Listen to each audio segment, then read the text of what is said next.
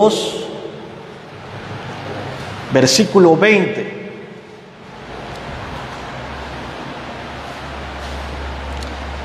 Dice así la palabra del Señor: con Cristo he sido crucificado, y ya no soy yo el que vive, sino que Cristo vive en mí. Y la vida que ahora vivo en la carne, la vivo por fe en el Hijo de Dios, el cual me amó y se entregó a sí mismo por mí. Mis hermanos, este pasaje, para entenderlo en su contexto, Pablo escribe esta carta con una profunda pasión y a la vez frustración, ya que en Galacia se estaba distorsionando el mensaje del Evangelio. Estaban promoviendo un evangelio diferente, un evangelio en que los judíos étnicos estaban obligando a los cristianos a volver a cumplir las obras de la ley. Y esto tenía que ver en cuanto a la comida y a la circuncisión. Y en el contexto de este capítulo 2, vamos a ver, mis hermanos, que Pablo exhorta al apóstol Pedro en cuanto a cómo él se estaba dirigiendo hacia los cristianos en la iglesia de Antioquía. Estos cristianos eran gentiles. Y él verdaderamente estaba haciendo algo que no era coherente con el Evangelio. Y lo podemos ver en Gálatas, en este mismo capítulo, mis hermanos, del versículo 11 y 12. Dice así: pero cuando Pedro vino a Antioquía, me opuse a él cara a cara, dice Pablo, porque era de condenar. Porque antes de venir algunos de parte de Jacobo, él comía con los gentiles, pero cuando vinieron empezó a retraerse y apartarse porque temía a los de la circuncisión. En este sentido, mis hermanos, algunos judíos, étnicos, cristianos judíos, no sabían cómo manejarse ante los gentiles, porque evidentemente había una diferencia en cuanto a la limitación de lo que ellos comían y lo que comían los judíos. Y Pedro, no cabe ninguna duda que él sabía cómo debía tratar este tema. El problema aquí es que él no quería aplicar eso por un tema de temor. Y inclusive el mismo Señor Jesucristo le había enseñado sobre este tema. Y él ya lo había declarado en Marcos 7:18. Él había dicho que los alimentos en sí mismos son limpios, no tienen nada de malo. Inclusive el Señor Jesucristo le había dado una visión a Pedro en el que justamente tenía que ver con la comida. Y él le enseñó de que no debería hacer acepción de personas. Entonces aquí vemos, mis hermanos, de que durante este tiempo, evidentemente, Pedro sabía cómo debería dirigirse ante los gentiles. Y él hubo un tiempo en donde estuvo compartiendo con los cristianos gentiles y comía con los gentiles y no tenía ningún problema en eso. Pero vamos a ver en Gálatas 2:12 que él tenía un temor, y es que estaban llegando de Jerusalén judíos que eran personas que estaban queriendo volver a la ley, querían cumplir, según ellos, a cabalidad la ley. Y él tenía ese temor de que, al saber de lo que el Señor Jesucristo le había hablado, tenía temor de lo que podían pensar los judíos. Entonces él se retrayó y se apartó de los gentiles por ese temor a los judíos. Y noten lo que dice el versículo 13 del capítulo 2 de Gálatas: y el resto de los judíos se le unió en su hipocresía. Ya vemos aquí que estaban con ellos, de tal manera que aún Bernabé, mis hermanos, era un cristiano piadoso y amoroso, era considerado una persona recta, pero inclusive él fue arrastrado por la hipocresía de ellos. Y dice, pero cuando vi que andaban, dice el apóstol Pablo, con rectitud en cuanto a la verdad del Evangelio, dije a Pedro delante de todos, si tú, siendo judío, vive como los gentiles y no como los judíos, ¿por qué obligas a los gentiles a vivir como judíos? Pablo sabía que Pedro tenía un grave problema en cuanto a cómo estaba compartiendo el verdadero evangelio. Estaba distorsionándolo. No era coherente, mis hermanos, con lo que él quería y predicaba. Entonces Pablo quería quería hacerle ver a Pedro el problema de que realmente nosotros, mis hermanos, no debemos hacer acepción de personas. Todos, siendo de cualquier origen, de que vengamos, origen cultural, todos tenemos el mismo estatus espiritual delante de Dios. Por lo tanto, nosotros para poder vivir para Dios en santidad y obediencia, mis hermanos, debemos dejar de tratar de obedecer la ley en nuestras propias fuerzas, porque realmente podemos ser seducidos por esto. Y tenemos que descansar en la única certeza, mi hermano, de que por la fe en la obra del Señor Jesucristo, nosotros podemos vivir vidas piadosas.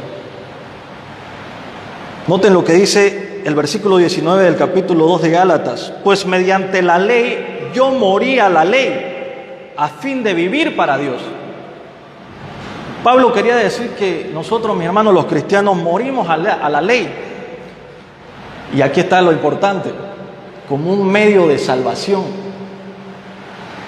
Y decidimos confiar únicamente en Jesucristo. Y en ese momento es que empezamos a vivir para Dios.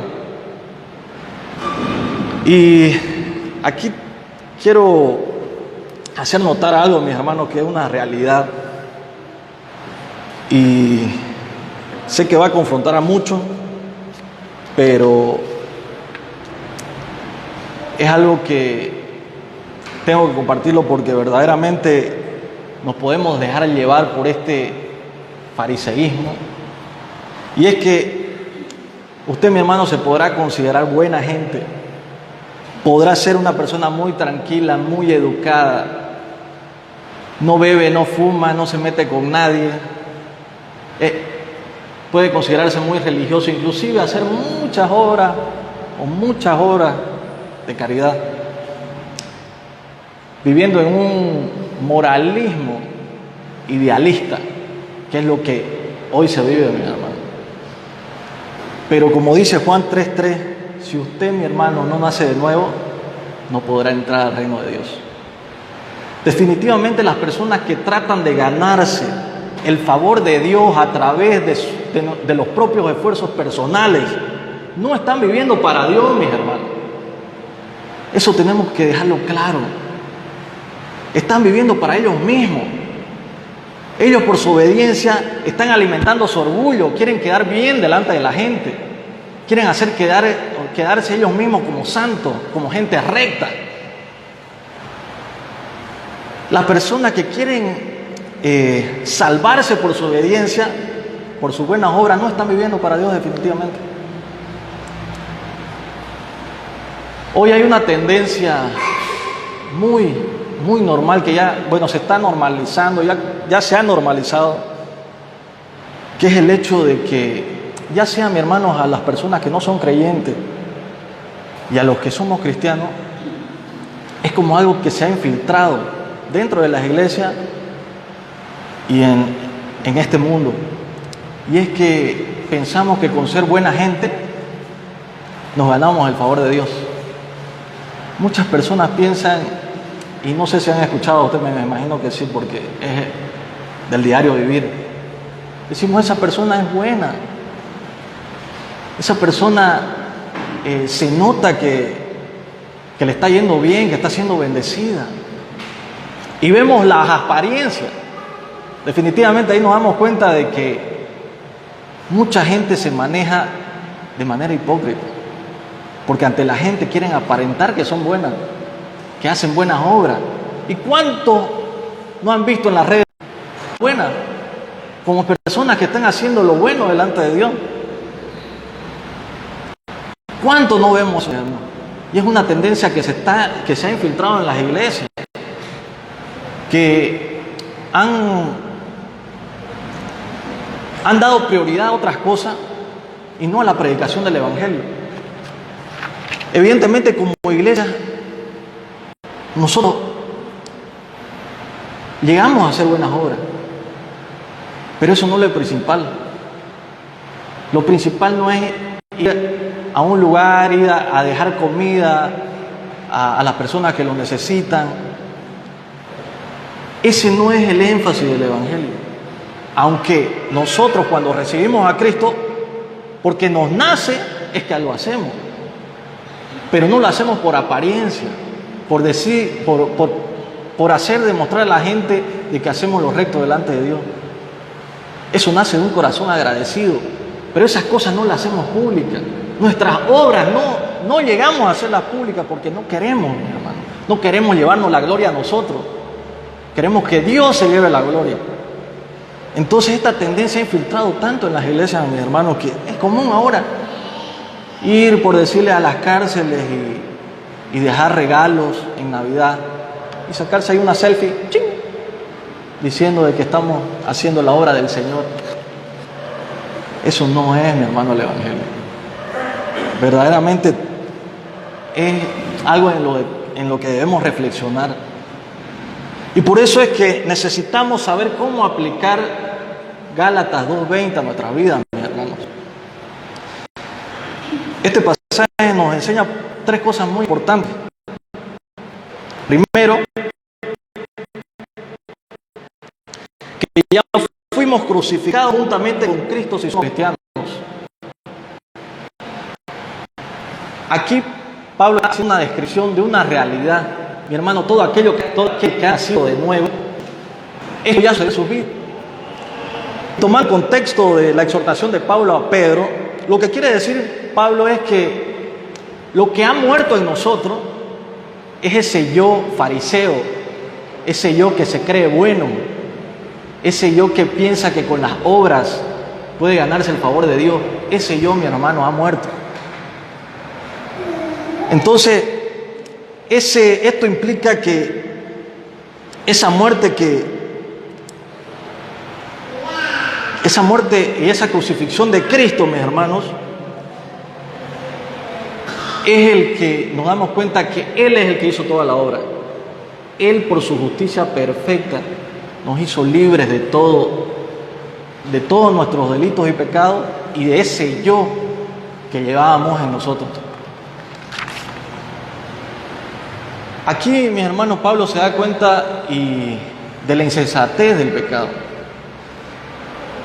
Él, me acuerdo en Filipenses, si ustedes pueden ver esa carta, al principio él da una descripción de cómo era Pablo al principio, antes de conocer a Cristo. Y él dice que era el fariseo de fariseos. Él decía que en cuanto a la ley era irreprensible. Era una persona que ante los ojos de los demás era verdaderamente un cumplidor de la ley. Pero en esa misma carta de Filipenses, mi hermano, dice algo que cuando Cristo llegó a mi vida, es un versículo que cambió mucho mi vida y de cómo ver mi vida ahora en Cristo. Y es Filipenses 3, 7, 9. Es hermoso este versículo, mis hermanos. Pero todo lo que para mí era ganancia, lo he estimado como pérdida por amor de Cristo. Y aún más, yo estimo como pérdida todas las cosas en vista del incomparable valor de conocer a Cristo Jesús, mi Señor, por quien lo he perdido todo y lo considero como basura a fin de ganar a Cristo y ser hallado en Él, no teniendo mi propia justicia derivada de la ley, sino la que es por la fe en Cristo, la justicia que procede de Dios sobre la base de la fe. Aquí yo, cuando Cristo llegó a mi vida, yo me puse a reflexionar en este pasaje y fue uno de los primeros pasajes que me confrontó. Porque antes de que Cristo llegue a mi vida era una vida de apariencia. Yo me fui en busca de la felicidad en el trabajo, en los placeres, en las cosas de este mundo, en la posición. Ante los ojos de los demás, yo era una persona buena. Mi trabajo, mi título, mi profesión de abogado, creía que era lo que me determinaba como ser humano. Creía que esas cosas, que en sí mismas no son malas, pero estaba aferrándome a esas cosas, creyendo de que esas cosas eran agradables a Dios. Y se los digo porque yo vivía engañado, vivía en una mentira, creyendo de que eso era lo que me iba a traer la felicidad, eso era lo que me justificaba delante de Dios, ser un excelente profesional, ser bendecido con cosas materiales. Yo me puse a reflexionar en eso y digo, antes de que Cristo llegue a mi vida, cuán vanidoso era, mi hermano, pensando de que el dinero, las cosas materiales era el sentido de mi vida. Y cuando leí este versículo, mis hermanos, de Pablo sabía que él tenía título. Todo su reconocimiento era reconocido ante la gente, mis hermanos, ante los escribas y fariseos, ante los judíos. Era un tipo reconocido. Se podría decir que ante los ojos de él era intachable. Pero dentro de uno y dentro de él mismo se dio cuenta de que no estaba viviendo para Dios. Estaba viviendo para su propia gloria. Quería ser visto como una persona culta, una persona que hacía lo recto. Pero cuando nos damos cuenta de que eso no es el sentido de la vida en Cristo, caemos rendidos a sus pies, mi hermano. Miren, todas esas cosas, todo aquello que usted tenga, que haya obtenido en esta vida, ya sea una profesión, ya sea un trabajo, ya sea una casa, ya sea un vehículo, ya sea cosas materiales, eso no determina su vida, mi hermano. Lo que determina el propósito de nuestra vida es lo que Dios piensa de nosotros y lo que Dios hizo con Cristo en la cruz del Calvario. Ahí es donde verdaderamente, si es que Cristo ha llegado a nuestras vidas, nosotros nacemos de nuevo. Nos damos cuenta de que todas las cosas que teníamos en el pasado eran cosas vanas, cosas que no nos llenaban. Y eso definitivamente proviene de Dios. Yo me sorprendo y digo, ¿cómo pude creer esto? ¿Cómo pude darme cuenta de que yo estaba perdido en mis delitos de pecado, que pensaba que era buena gente? ¿Cómo pude? Me di cuenta que eso proviene de Dios cuando Dios da la regeneración, que se llama.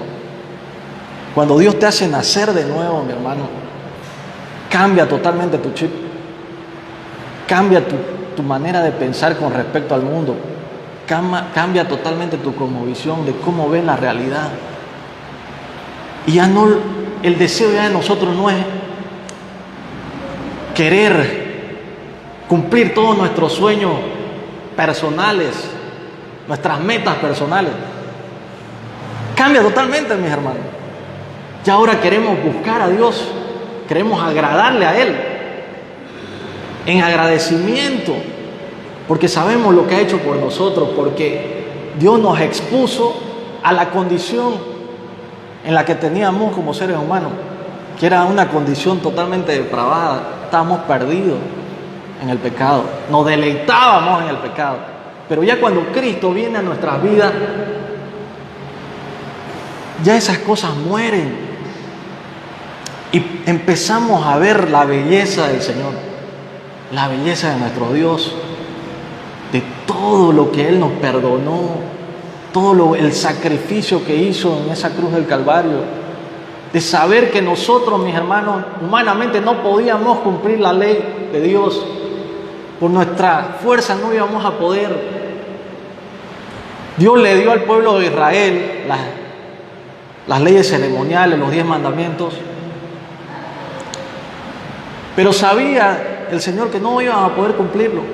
Todos los grandes hombres de Dios que vemos, mis hermanos, en el Antiguo Testamento, ninguno cumplió a cabalidad la ley. Ninguno. Si nos fijamos y hacemos un estudio de cada personaje de la Biblia, nos damos cuenta que en el momento más glorioso de su vida, cuando Dios lo estaba utilizando en gran manera, es ahí donde caen. Porque tenemos esa naturaleza todavía pecaminosa en nuestras vidas. Cuando vemos la gloria, cuando vemos que Dios nos está progresando, nos envanecemos y caemos y fallamos y pecamos. Así que, mis hermanos, el otro punto en el que podemos llegar a aplicar bien Gálatas 2:20 es que entonces ahora, mis hermanos, somos cristianos, o si somos cristianos, tenemos una nueva vida. Eso significa que tenemos una nueva identidad, que es la vida de Cristo en nosotros. Leamos nuevamente lo que dice Gálatas 2:20. Vamos a detallarlo bien este pasaje. Con Cristo he sido crucificado, y ya no soy yo el que vive, sino que Cristo vive en mí. Y la vida que ahora vivo en la carne, la vivo por fe en el Hijo de Dios, el cual me amó y se entregó a sí mismo por mí. Aquí, mis hermanos, si nos damos cuenta, dice,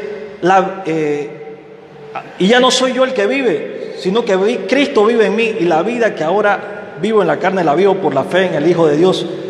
Vemos aquí que existe una paradoja. Una paradoja es una aparente contradicción, pero en que en realidad no lo es, sino que hace énfasis, y quiero que lo detallemos bien esto. Pablo hace 7 alusiones a sí mismo en este pasaje.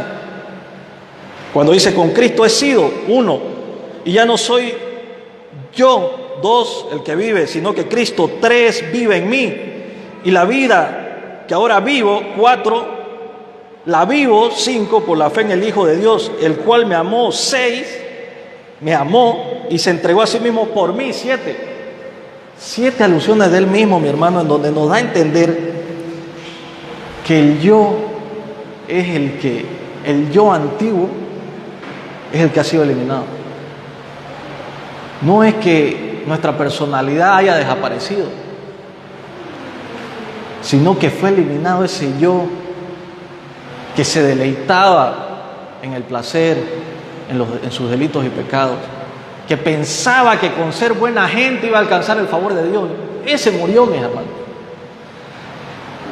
Y ahora Dios nos dio esa nueva identidad, y no es otra, mi hermano, que la vida de Cristo en nosotros. Esa es la nueva identidad, que Él está en nosotros ahora, y que nos abre los ojos y nos hace ver su gloria, sus perfecciones, sus maravillas. Nos hace ver realmente quién es Dios y lo que Él hizo por nosotros. Y no nos hace buscar a Dios por las bendiciones, sino por lo que es, mi hermano. Y eso es lo que hizo Jesucristo en la cruz del Calvario. Cuando sabemos lo que hizo Él por nosotros, nos maravillamos y sentimos en nuestro ser, mis hermanos, un gozo hermoso. Y somos totalmente agradecidos por ello. Entonces, mi hermano, tenemos esa nueva identidad que depende netamente de la justicia de Cristo y ya no de la nuestra. Es decir, ese yo pecador, ese Dios soberbio, arrogante, prepotente, Dios lo canceló totalmente, pagó esa deuda y puso en nuestra cuenta su justicia perfecta. Definitivamente es maravilloso saber esto, mis hermanos. Esa justicia perfecta que ahora Él nos ama como, y esto es importante que lo entiendan, Él nos ama como si nosotros hubiéramos vivido la misma vida que vivió Jesucristo. Oh, qué maravilloso eso, mis hermanos. Escuchen lo que dice el teólogo, predicador y escritor John Bunyan. Es como si cada creyente poseyera un espejo mágico. En una de las caras del espejo es simplemente un espejo regular. Si nos miramos a nosotros mismos en esa cara, nos vemos tal cual somos, con manchas, verrugas, todos arrugados, con defectos. Pero en el otro lado dice, está la imagen del propio Hijo de Dios. Y cuando Dios nos mira, Él nos ve desde el lado donde está plasmada la imagen de su Hijo. Oh, qué maravilloso esto, mis hermanos. Dios nos ve. Él ve a Jesús en nuestras vidas. Nuestras vidas están en Jesucristo. Y hermanos, entonces tenemos el nuevo yo, que es la nueva identidad que tenemos ahora, y que es guiada y fortalecida por el Espíritu Santo, por el Espíritu de Cristo. Por eso es que dice, ya no vivo yo, mas Cristo vive en mí. O sea, todo ese yo fue eliminado, pero la personalidad no la hemos perdido. Esa personalidad de nosotros actúa, decide, es responsable. Y entonces ese nuevo yo es el que mora, o Cristo mora dentro de nosotros. De manera que ahora podemos vivir para Dios, mis hermanos. Y eso como que nos saca un peso y nos hace descansar en Cristo. Porque sabemos que a partir de que Cristo lleva nuestras vidas, de que hemos sido perdonados, de que toda nuestra deuda sea cancelada, podemos estar completamente seguros de que nosotros vamos a llegar a la meta. Saber de que no vamos a perder nuestra salvación, mis hermanos. Saber de que Él, de principio a fin, nos va a sostener, nos va a preservar, nos va a hacer perseverar en la fe. Y como dice Romanos en capítulo 7, versículo 4, por tanto, hermanos míos, también a vosotros se os hizo morir a la ley por medio del cuerpo de Cristo, para que seáis unidos a otro, a aquel que resucitó de entre los muertos, a fin de que lleguemos frutos para Dios. Yo me pongo a reflexionar y quiero hacerlos reflexionar a ustedes, mis hermanos, que evidentemente como cristianos somos expuestos todos los días a tentaciones. Y ahora, como ya tenemos un nuevo yo, una nueva identidad en Cristo, el deseo de nosotros como cristianos es ser como Cristo, es reflejar el carácter de Cristo, es desearlo, es buscarlo, es admirarse de Él. Pero definitivamente, como todavía tenemos una naturaleza pecaminosa, como decía el pastor al principio, somos tercos, somos débiles, la carne es débil, pero eso no es una excusa. Y cuando pecamos, mis hermanos, no sé si usted lo siente, pero yo lo siento, mis hermanos, que cuando peco me siento avergonzado, me siento miserable, me siento tan mal, mis hermanos, que a veces digo, si no fuera por Cristo estaría perdido. Y yo hago la pregunta, ¿nos quedamos ahí cuando pecamos?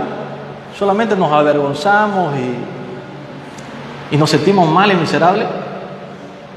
¿O corremos a Cristo? en arrepentimiento y fe. Mis hermanos, cuando tenemos la vida de Cristo en nosotros, corremos a Cristo, porque Él está en nosotros. ¿Y qué es lo que hacemos? Corremos a Él, nos arrepentimos, le pedimos perdón, le pedimos que tenga piedad, que tenga misericordia de nosotros. Eso proviene de Dios porque Cristo está en nosotros, mis hermanos.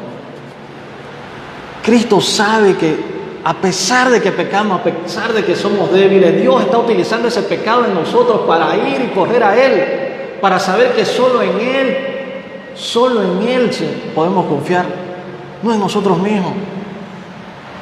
Esa es la nueva identidad del cristiano. El cristiano ya no desea pecar, pero porque nuestra carne es débil, pecamos, pero eso es lo que nos hace correr a Cristo, correr a la cruz y decir: Señor, no quiero ser así, quiero mejorar, Señor, quiero agradarte por todo lo que significa Dios en nuestras vidas y por lo que Él hizo por nosotros. Es Cristo que vive en mí, es decir, la vida de Cristo en nosotros, mis hermanos. Y definitivamente ahí me doy cuenta que Él nos hace perseverar. Cuando corremos a Él, cuando sabemos que no podemos confiar en nuestra fuerza.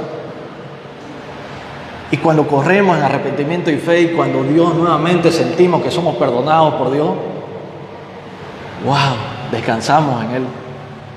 Y eso nos motiva, nos inspira a querer seguir agradándolo a Él, a querer seguir buscándolo. Y conforme vamos buscándolo, nos vamos admirando de su belleza, de la bondad de Él, del favor que ha tenido con nosotros, de la misericordia que tiene todos los días con nosotros, mis hermanos. Es maravilloso eso. Entonces, Cristo, mis hermanos, el verdadero cristiano, el que ha nacido de nuevo, sabe que Cristo mora en su ser. Y Juan 14, del 16 al 17 dice: y yo rogaré al Padre, y Él os dará otro consolador, para que esté con vosotros para siempre, es decir, el Espíritu de verdad, a quien el mundo no puede recibir, porque ni le ve ni le conoce, pero vosotros sí lo conocéis, porque mora en vosotros y estará en vosotros. Mi hermano, Él nos anima dentro de nuestro corazón para seguir corriendo la carrera. Él es el que nos hace perseverar. Por eso, yo digo, a pesar de que estamos expuestos a sufrimiento, a tentaciones, esto nos da esperanza.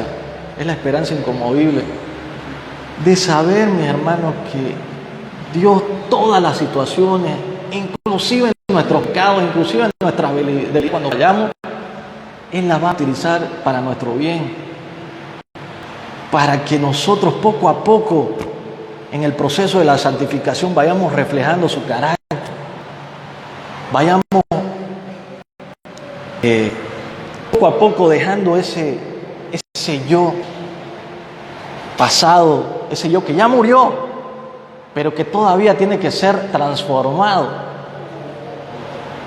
Y es el Espíritu de Cristo, el Espíritu Santo, el que nos va moviendo a ser transformados, a decir: si yo era orgulloso, ahora Dios está trabajando mi orgullo.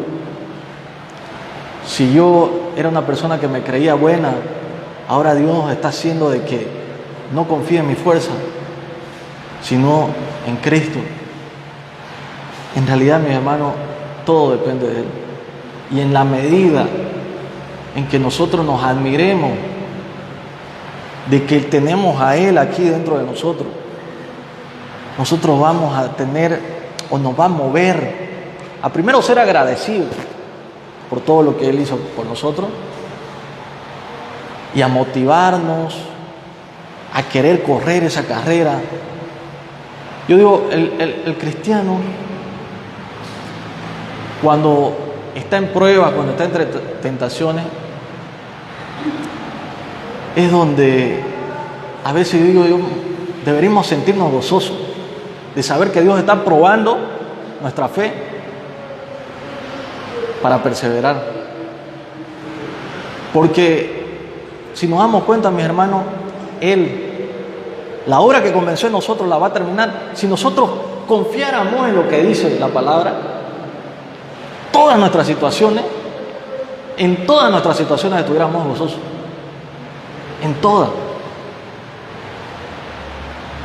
En enfermedades, cuando la tentación está ahí. Si nosotros miramos a Cristo, vamos a ver de que eso va a hacer que nosotros nos mueva el querer agradarlo. Así que, mis hermanos, el otro punto, por lo tanto, es que esta nueva vida en Cristo, que comenzó por la fe, definitivamente va a seguir. El medio que Dios está utilizando es por la fe. La fe actúa y avanza por medio de la fe. Todo es por fe, mis hermanos. La vida que ahora vivimos en la carne, la vivimos por la fe en el Hijo de Dios, la cual, mis hermanos, nos amó y se entregó por nosotros. Las obras que no surgen de una fe verdadera, de una fe bíblica, no sirven para nada,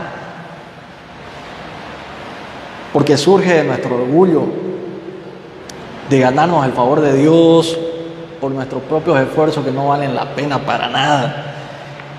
Y en su palabra el Señor dice en Isaías 64:6 que todas nuestras obras son como trapos sucios, no significan nada para Dios.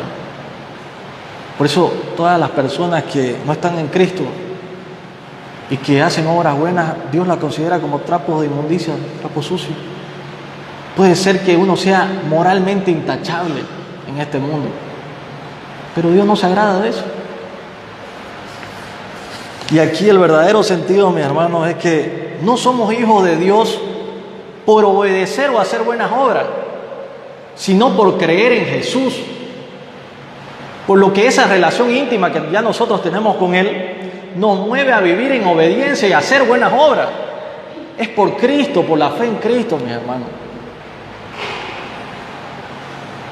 Sujel Michelén dice algo sobre la fe que me llamó mucho la atención. Dice: la fe produce un estilo de vida que confirma esa relación que tenemos con Dios.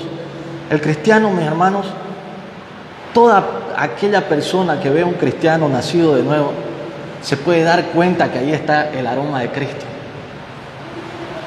En la forma de cómo actúa, en la forma de su carácter, que quiere reflejar a ese Cristo que mora en nosotros.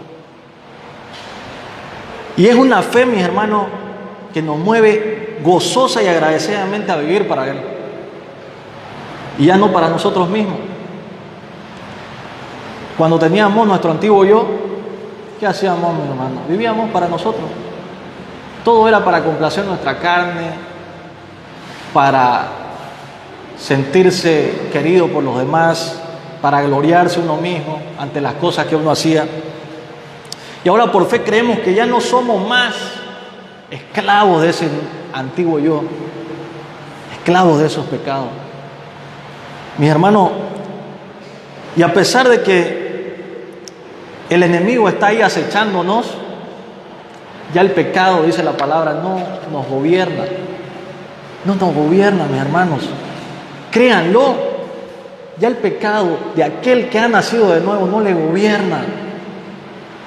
Si entendemos esta verdad, mi hermano, yo se los digo, nos blindamos de todos los ataques del enemigo, inclusive de nuestras propias tentaciones o de nuestra propia carne a veces.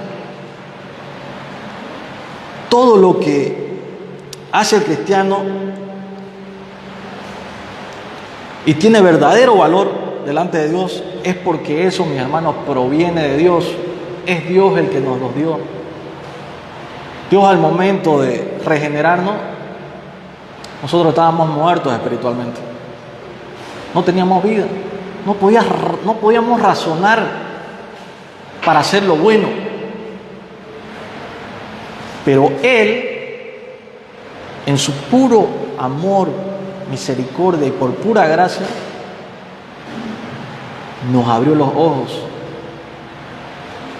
a la verdadera voluntad de Él. Y ahora podemos hacer lo bueno, pero no hacemos lo bueno por querer salvarnos, sino porque Cristo está en nosotros, mi hermano. Y eso nos mueve internamente y decimos, por agradecimiento por todo lo que usted hizo en mí, que no valía nada, que pensaba que valía, que pensaba que yo era moralmente bueno. Dios me abrió los ojos a decirme, no sos bueno. Y ahí ya podemos entender de verdad la condición del ser humano. Así que, mis hermanos, concluyendo con esta enseñanza, les hago una pregunta. ¿De quién depende que avancemos en nuestra vida cristiana? ¿De Cristo o de nosotros mismos? Y la respuesta es, mis hermanos, depende de la obra de Cristo por nosotros y de su vida en nosotros, que nos capacita para poder obrar en fe, viviendo para Dios de forma gozosa, en gratitud por todo lo que Él ha hecho por nosotros, por pura gracia. Si no fuera por la vida de Cristo, mi hermano, nosotros tomaríamos constantemente malas decisiones. Dios, cuando llega a nuestras vidas, nos da ese temor. Dice la palabra de que el temor de Dios es el principio de la sabiduría. Y a través de ese temor, Dios nos concede sabiduría. La sabiduría que el mundo piensa que es sabiduría no es sabiduría, mi hermano. La sabiduría proviene de Dios. Y es primero tener ese temor y Él nos concede esa sabiduría. ¿Para qué nos concede esa sabiduría? Para que nosotros podamos discernir entre lo bueno y lo malo. Para que nosotros podamos saber cómo dirigirnos o cómo dirigir nuestra vida cristiana y tomar buenas decisiones, ahora decisiones acertadas, para que sepamos cuándo debemos hablar, cuándo debemos callar, para saber cómo tratar a nuestros hermanos que están mal en la fe o que están débiles en la fe. Dios nos concede esa sabiduría. Y eso es maravilloso, mis hermanos, porque eso no proviene de nosotros, proviene de Dios. Entonces, mis hermanos, ese nuevo yo ya no anhela nuestra propia satisfacción, nuestra propia exaltación. El nuevo yo aparta la mirada de sí mismo y confía únicamente en Cristo, cuyo amor y poder fueron probados en la cruz del Calvario.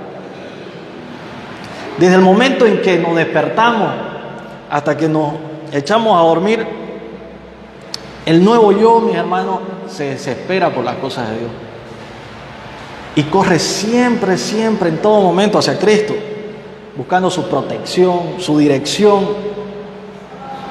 Y eso, mis hermanos, nos mantiene inspirados, motivados. Y esa capacidad de vivir con gozo en su justicia.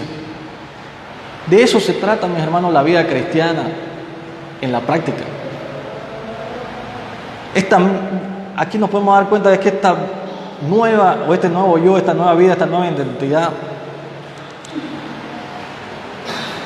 no es que no podamos decidir por nosotros mismos, sino que ese nuevo yo, o sea, Cristo que mora en nosotros, nos mueve a hacer todo por amor. Y dependemos totalmente, mis hermanos, del Espíritu Santo. Y todo es, mi hermano, para que Dios reciba toda la gloria. Así, mi hermano, así que si usted está queriendo ganarse la salvación por sus buenas obras o por su esfuerzo personal, como decimos en Santa Cruz, le está pelando al gajo. No es por eso. Si fuera posible que el hombre pudiera salvarse a sí mismo, entonces la muerte de Cristo en la cruz no tuviera sentido, mi hermano. Pero Él murió para salvarnos porque no había otro medio de salvación. Entonces, esa muerte, mis hermanos, significa todo en nuestras vidas. Así que, mi hermano, si la gracia de Cristo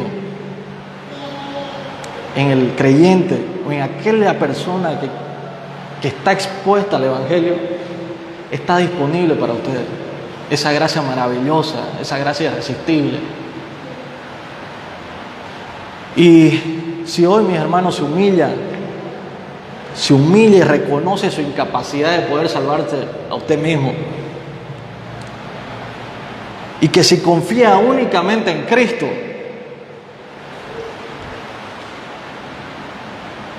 puede ir a Cristo arrepintiéndose de todos sus pecados. Y así, mis hermanos, podrá ser perdonado y podrá ser salvo. Verdaderamente esto es maravilloso. Oremos, mis hermanos. Padre, en el nombre de Jesús, te damos las gracias por tu palabra. Gracias, Señor, porque sabemos de que usted, por su gracia, pone en nosotros el querer como el hacer. Y definitivamente nuestras propias obras, nuestro propio esfuerzo personal no pueden salvarnos. Somos inútiles, somos incapaces de poder agradarte por nuestras obras. Así que, Padre, pon en nuestro corazón el querer mirar siempre a Cristo, el querer mirar siempre su cruz, el saber de que Él vivió una vida perfecta cuando estuvo en vida para cumplir con toda la ley que nosotros no podíamos cumplir, y que los hechos en tu palabra lo demuestran. Todas aquellas personas a las que usaste nunca pudieron cumplir la ley a cabalidad. Gracias, Señor, por darnos a entender esta enseñanza de saber de que no es en nuestras fuerzas, sino es en la vida de tu Hijo Jesucristo.